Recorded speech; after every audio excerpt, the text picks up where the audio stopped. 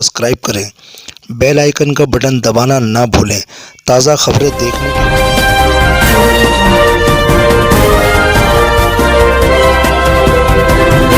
मैं Mohammad Naushad N news में आपका स्वागत करता हूं। आज हम बात करेंगे चौधरी रिजवान साहब जो MIM पार्टी से 9 मई उम्मीदवार हैं। रिजवान साहब, ये जो जगह जगह दिल्ली सरकार ने ठेकों की अनुमति दी है, इसके बारे में क्या?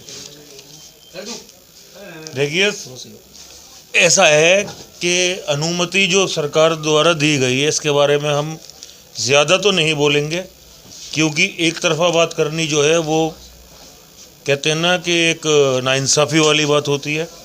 तो सरकारें परमिशन देती आई हैं, हर सरकार ने परमिशन दी, चाहे वो इससे पहले की सरकारें हों, कोई भी हो। लेकिन इस बार का जो पैटर्न है ना वो सबसे डिफ़र है, सबसे अलग है। उसकी वजह ये है कि उन्होंने वार्ड वाइज इस चीज़ को जो है बंटवारा किया है कि एक वार्ड में इतने होंगे। इन्होंने कुछ माहौल को, जैसे कि हम कह सकते हैं कि एक समुदाय को ना देखते हुए कि जी यहाँ पर भी हो जाएगा और यहाँ पर भी हो जाएगा, इन्हें यह चीज़ देखनी चाहिए थी कि जैसे ख़ास करके मुस्लिम कॉलोनियों के अंदर तो इन्हें बिल्कुल परमिशन देनी नहीं चाहिए थी, बैन कर देना चाहिए था। लेकिन इससे आम जनता के ऊपर क्या असर पड़ेगा? आम जनता के ऊपर यही असर पड़ेगा, पहले तो दूर जाता था लेने, अभी यहाँ पर पास में लेके छुप के और यहीं काम कर लेगा। आम जनता पे नहीं, सबसे ज़्यादा फ़र्क हमारी औरतों पर पड़ेगा जी।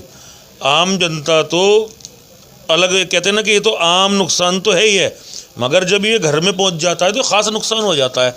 सबसे ज़्यादा शराब की जो है परेशानी, जो शराब की जो सबसे ज़्यादा दुश्वारी झेलनी पड़ती है वो हमारी लेडीज़ को झेलनी पड़ती है, क्योंकि सारा का सारा शराब पीने के बाद में जितना भी जुनून है, जितनी भी एक्ट मतलब कहते हैं ना, जितनी भी क्वालिटी है, आप उनको कुछ भी कह सकते हो, वो क्वालिटी सारी वो घर में जा कर के अपनी उतारता है। सर, जैसा जगह जगह कूड़े के ढेर लग रहे हैं, प्रदूषण के मारे लोग कोरोना जैसी बीमारी से ग्रस्त हो सकते हैं, उसके बारे में क्या कहना? जगह जगह कूड़े के ढेर लग रहे हैं तो इसमें तो MCD फेल हो रही है। तो ये बस, इसमें हम कुछ भी नहीं कर सकते। हम दबाव बना सकते हैं, जो इसके कर्मचारी हैं या काउंसलर हैं, हम इन पर दबाव बना सकते हैं, और दबाव नहीं बनता है तो आने वाले चुनाव में हम इनको उखाड़ के फेंक सकते हैं। सर, पब्लिक के लिए क्या संदेश देना चाहेंगे प्रदूषण के लिए? प्रदूषण के लिए तो पब्लिक के लिए मैं आपसे क्या कहूँ, दो तरफा बात हो जाएगी कि मैं पब्लिक से तो कुछ भी नहीं कह सकता। ये तो सरकार का काम है। सरकार का काम है कि जी स्मोक फॉग लगवा रहे हैं, इस टाइप के एयर क्लीन करने के जो इक्विपमेंट है ये लगवा रहे हैं। ये सिर्फ नाम के लिए लगवा रहे हैं, एक आध चौपाल पे उधर लग गई उधर लग गई, इसका फ़ायदा क्या हो रहा है? पॉल्यूशन तो होगा जहाँ पब्लिक होती है और वहाँ का माहौल है, पर्यावरण है, वातावरण है, सबको देखते हुए पॉल्यूशन तो होना है। इसको कैसे प्रिवेंट, इसकी रोकथाम कैसे करनी है, ये काम सरकार का है, जिसको हम चुन के भेजते हैं। और बड़ी अक्सरियत में, कहते हैं ना, सत्तारूढ़ दल को भी हम प्रचंड बहुमत से भेजते हैं और वो नाकाम रहता है। इसमें उनको कौन अड़चन डाल रहा है? इसके लिए अपने जो भी खर्चा है, जो भी है, कोई रोक रहा है उनको? आप ज़्यादा से ज़्यादा, अगर आप इतना पैसा आपके पास में है, आपकी ट्रेजरी में है, आप बेहतर से बेहतर टेक्निक लाइए, आप इंटरनेशनल टेक्निक लाइए, और इसको प्रदूषण मुक्त कराने के लिए आपको हमने ज़िम्मा दिया है, आप दीजिए, वरना जनता आने वाले वक्त में किसी और को भी जिम्मेदारी दे सकती है। तो जैसा कि हमारे साथ में चौधरी रिजवान साहब जुड़े हैं, और चौधरी रिजवान साहब का कहना है कि पैसे का सही जगह उपयोग हो। हमारे साथ कुछ मकामी लोग भी बैठे हैं। प्रदूषण तो आम आदमी के लिए बहुत ही ज़्यादा ख़तरा है। जिस हिसाब से दिल्ली में प्रदूषण है, ये वर्ल्ड में सबसे ज़्यादा दिल्ली में प्रदूषण हो रहा है। इससे आम आदमी के ऊपर बहुत ही, क्योंकि सरकार कुछ कर नहीं रही है इसके लिए, आम आदमी के लिए तो बहुत ही नुकसानदेह है। प्रदूषण के लिए मैं कहना चाहता हूँ, प्रदूषण लोग बाग जितने भी चल रहे हैं, बीमार हैं या कुछ हैं, उन लोगों को सांस लेने में दिक्कतें हो रही हैं पोल्यूशन से। चलते चलते आँखों में समझ लो बहुत ज़्यादा पोल्यूशन लगता है, और जितनी भी रोड पे जनता चल रही है सबको सब बेहाल है इस टाइम। तो दिल्ली सरकार इस पे कड़े से कड़ा काम करे, वरना आने वाले टाइम में जनता इसका जवाब देगी। तो क्या इसके चलते हुए लॉकडाउन की फिर दोबारा स्थिति बन सकती है? जी, जिस तरीके से ये चल रहा है, लॉकडाउन की स्थिति बनानी तो नहीं चाहिए, क्योंकि बहुत ज़्यादा और माजूर जो लोग होते हैं वो बहुत दिक्कतों में आ जाते हैं लॉकडाउन से। तो इसकी लॉकडाउन की बनानी नहीं चाहिए। और जो इनके काम है, स्टेट अलर्ट कर दिए हैं भाई। काम है इनके, इनको ये अपनी जिम्मेदारियां समझनी चाहिए और इनको दिल्ली सरकार को इस काम को ख़ास तौर से देखना चाहिए और करना भी चाहिए। जो छोटे बच्चे हैं उनके स्कूल लगभग पिछले 1 या 1.5 साल से नहीं खुले हैं, तो कब तक खुल जाने चाहिए?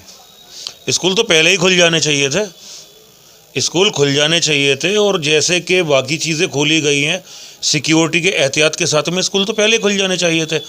ऐसे ये क्या सिर्फ इसका हवा बना करके हम और 5-10 साल इसको खींच लेंगे?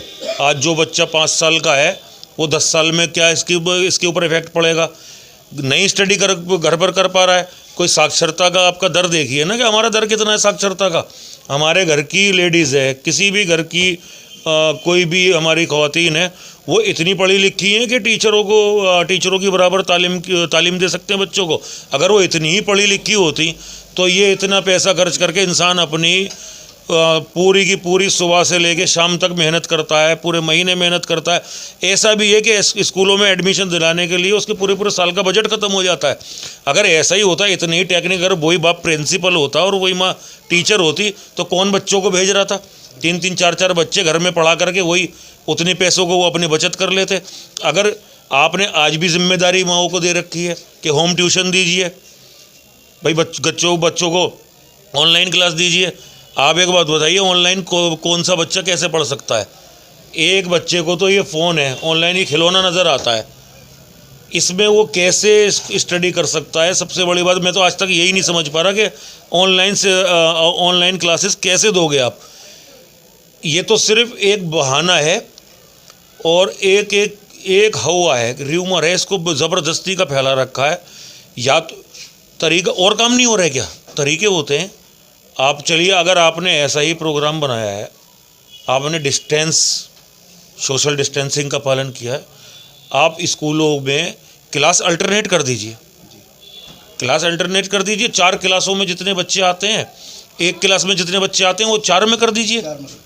आप बिल्कुल ख़त्म मत कीजिए कि पूरे साल, 1.5 साल, 2 साल से बच्चे स्कूल नहीं गए। तो आप इतना तो कर सकते हैं कि इसको अल्टरनेट करके इसको 50% कर दें, 40% कर दें, 55% कर दें, लेकिन स्कूल से बच्चों को इतना दूर ना रखें कि बच्चा स्कूल ही भूल जाए। आज बच्चा स्कूल भूल चुका है, उससे गली में वो कचरी चीज़ों की जैसा कि अपने वार्ड में आपने कितनी बार फॉगिंग कराई? हमने फॉगिंग जो है तकरीबन 3-4 के आसपास बार करवा दी है। और इसमें हमने कुछ तीर नहीं मारा। हमें जहाँ एप्लीकेशन लगानी थी, काम जिनका था उन्होंने किया। कोई हम अपने पास से करके ज़बरदस्ती का झूठ तो बोलेंगे नहीं आपसे। नहीं सर, जैसे आप सर्वे करते हैं इलाके का, और इलाके के लोग अगर आपसे ये कहें कि भाई मेरे घर में जो है फॉगिंग करा दी जाए, जो कि वो लोग वहाँ तक नहीं जा पाते, तो उसके लिए आप क्या करते हैं? क्या करते हैं आप, जो लोग हैं ना, वो आकर के, एक तो होता है रिक्वेस्ट करना, वो आकर के आदेश हमें आदेश दें। देखिए, होती है 2 दिन के अंदर फॉगिंग नहीं होती है, इंशाल्लाह फॉगिंग भी होगी और सफाई भी होगी। ये हमारा पर्सनल कहना है। और वहीं से होगी जहाँ से काम नुमाइंदों का है, जो ये यहाँ के रिप्रेजेंटेटिव हैं, जो हमारे चुने हुए प्रतिनिधि हैं, इनका जो काम है वहीं से ये काम हम करवाएंगे। तो जब हम जैसा आदमी करवा सकता है, ये क्यों नहीं करवा रहे?